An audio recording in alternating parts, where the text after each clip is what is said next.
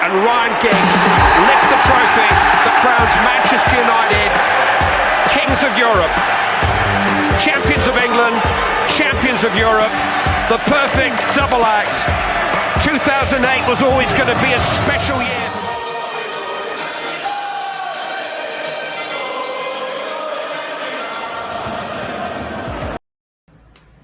Okay, good afternoon, everybody. Yeah, I remember myself, Kizito. Today with me, I don't have my colleagues here today because they are actually busy with some things.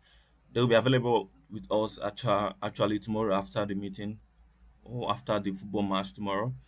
Yeah, we're going to have another session tomorrow after the board to talk about how things went. But for now, I'm alone for this meeting. So we have some very important topics to talk about today concerning everything Manchester United, updates, the injuries, the transfer news, and other speculations right now on the club. So we're going to start with the injury updates, which has to do with Lisandro Martinez. You know, there are people saying he's back, he's training on grass. Yeah, I saw that information, but actually, when I dig deep, I noticed he was just there watching his teammates train because he still has now until the end of the year to return to training. So we also note we actually heard that Pelestri, it's actually a verified update that Pelestri has sustained an injury during the international break. Then also there's the latest news on Mason Mount. They said he had a little injury from the training, so he's not going to be part of the Everton's game. So we actually have to move forward to the Varane situation. Yeah, there's some news concerning Varane and Ten Hag collision. They said they are having some outbreak or they're having some misunderstanding. Yeah, it's true that they are not on good terms now because of Varane actually was dropped for Evans to play. Yeah, I know. We all know that that's not a new thing that's happened in the club. Even during other coaches, some good players are dropped. Yeah, Mourinho dropped Pogba to play McTominay. That was how we knew how good McTominay was because Mourinho dropped him to play McTominay. So yeah, and if you notice, Evans has had a very good game. Let's not talk with sentiment now. Let's talk about reality. Let's talk about facts. When Varane entered the game against Copenhagen, if you want to be factual now, Varane played total nonsense on that game. Like he played not Varane could not trap the ball and pass to his net. Varane cost us a goal. Yes, Varane could not do anything with the ball.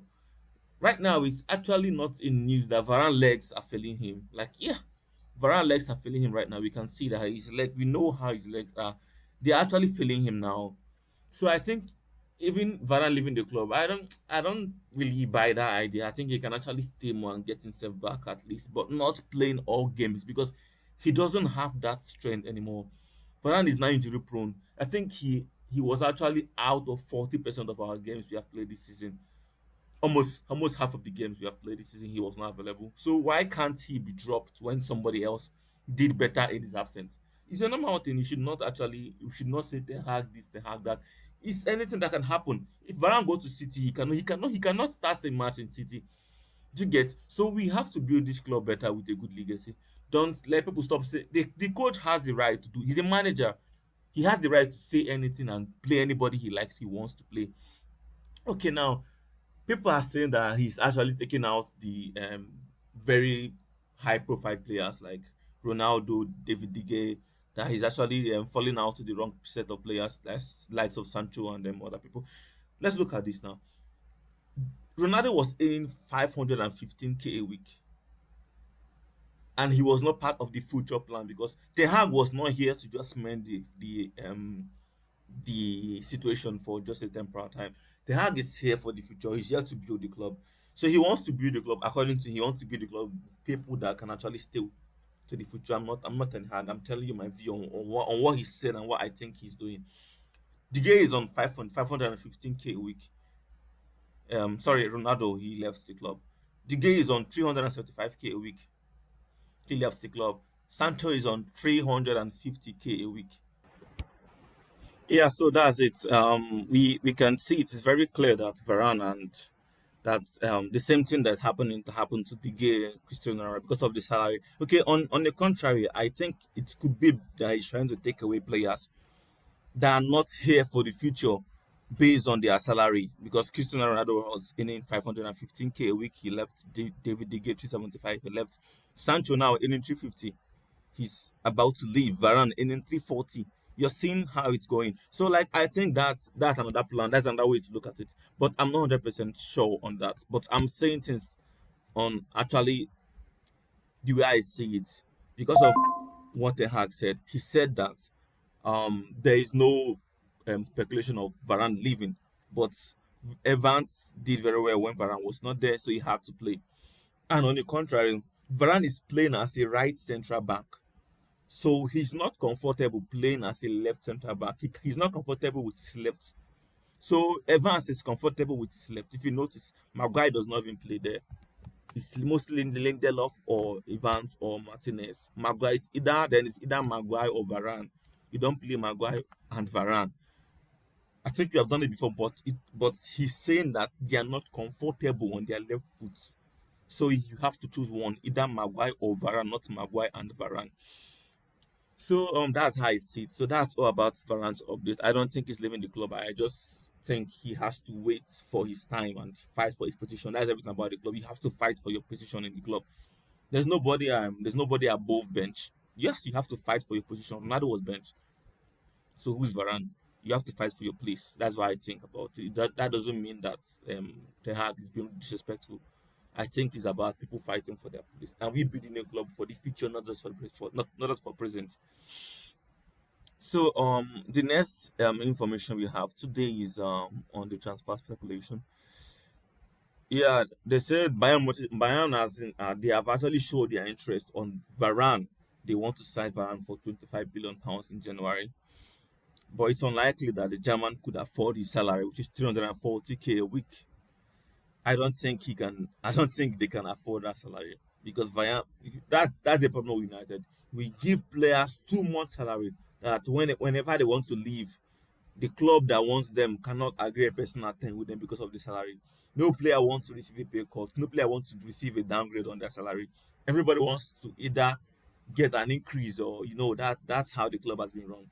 And United always dash money to people. Look at Sancho on 350k. How much is Haaland on in Man City? How much is De Bruyne on? So like it's something to talk about. How much was Salah and Mane on Liverpool? But they actually did a lot of things. Who is Sancho to receive that kind of salary? But no problem. That's United. The mistake has been done already. So for one, they said that I don't think Bayern can afford that salary. So I think we are going to have an incoming of Tobido. Yeah, Todibo. Because of our new shareholder of the club buying 20% of the club. He's the owner of of Nice. So like yeah, if he's the owner of Nice, then which means it's easier for us to get to Debo as our central back. That could be a replacement for Varane if he leaves, or even a substitute. Because if he doesn't leave, we'll still get to Debo. That's 100% sure. So we also have another news on our Champions League game for next season. It's actually on a 50-50 scenario because why I say 50-50 is because right now we don't know if it's going to work or if it's not going to work. So for now we have to say the 50-50 situation because of if Sarah Cliff, if our new supposed shareholder gets a stake of the club, then it means that he's not the owner of Manchester United and also not the owner of Nice. Which means from the Champions League rules, they said that two coaches, like sorry, two clubs being owned by one manager, by one owner, yeah, they cannot be in Champions League at the same time. It's either one comes and the other one does not. And the one that is likely to come is the one that has the higher position in its league or the higher ranking in its league. And right now, we know that Nice is second in the League One table, and Man United we are struggling with sixth in Premier League, which means even though we fight and get to top four, and Nice are still in second or third, they are likely to qualify than us. They're likely to go to Champions League than us. You get, and that is actually how things are as it stands now. Except the Champions League changes their rules, or Man United go for any kind of way to stop this situation. But for now, our chance to Champions League. It's not just 50-50 on we getting to top four. It's also on we having more points than Nice, because it's going to affect our Champions League qualification for next season. Yeah, we also heard that Arsenal and Liverpool are on the race to sign Ferguson from the Ivan Ferguson from Brighton, which is also, if it's Mayu, I think that's our number two target for next season, or for the from January transfer. We want to sign the Ivan Ferguson from Brighton, but we've seen that Chelsea, Arsenal, Liverpool are also going for the same player. Then for our predicted starting 11 for tomorrow match, that's where the main focus is. Our main focus is on our next game, which is we playing Everton in their home, Goodson Park.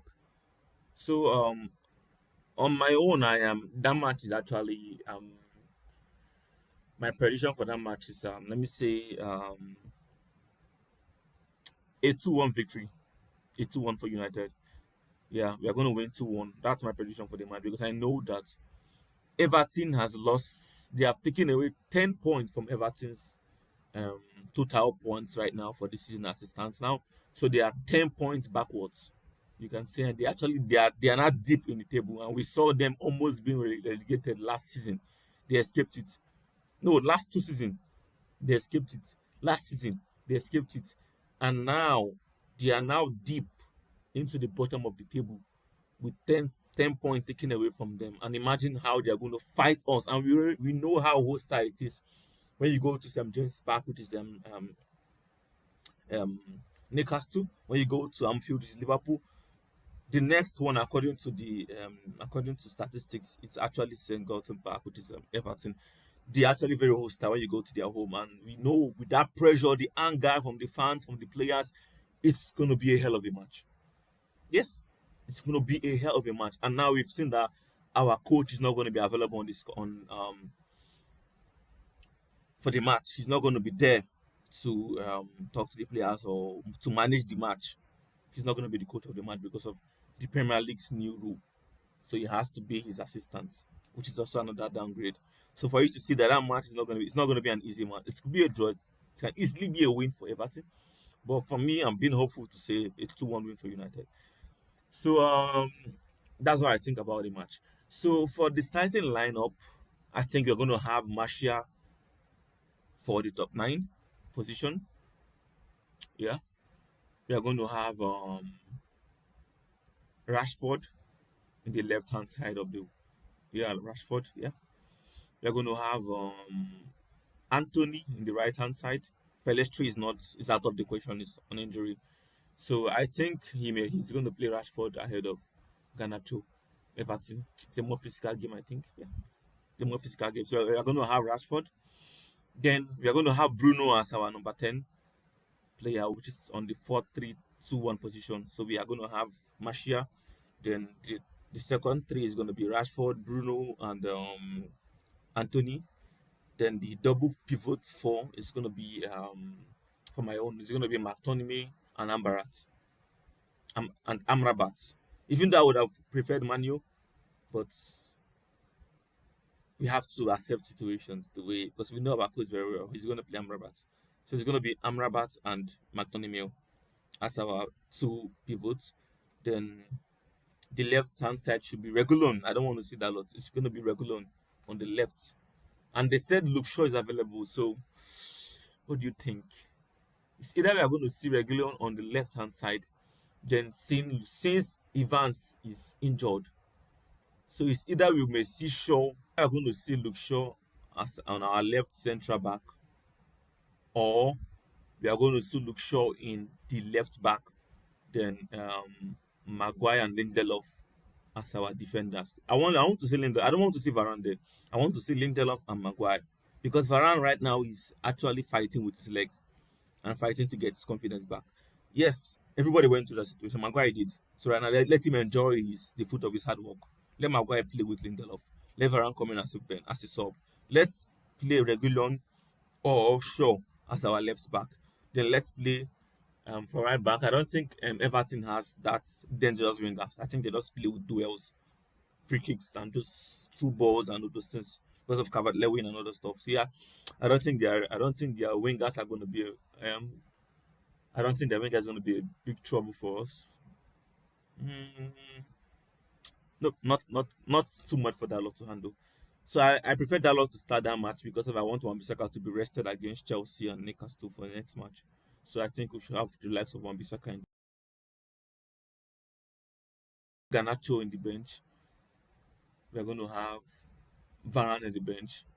We're going to have either Luke Shaw or regular, one of them is going to be on the bench. And Wan-Bissaka.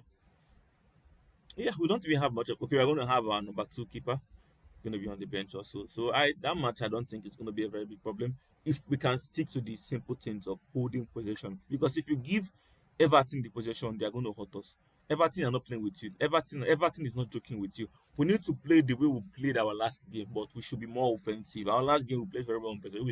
We held possession very well against was it Fulham? Sorry, against Luton. Yeah, we held possession very well, but we did not do very well with our goal scoring. Yes, we didn't do very well with our goal scoring. So we have to score goals. Hoyland is not going to be available, so we have to see Rashford and Marshall pair. It's something they're very used to. So they have to make something great out of it. So that's the information we have for now, and we are going to post the lineup we have very soon because the match is tomorrow.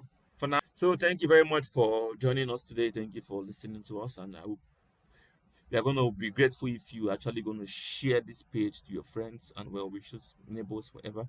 Just make sure you help us and share, please, because we have to build this page together. We have to build this channel together. So please follow, subscribe, like, share. Please, please. I know you're watching us. Please comment, even though it's hi or hello. Please just say something so we can know that someone is watching us, not a robot. Please, thank you, thank you, thank you.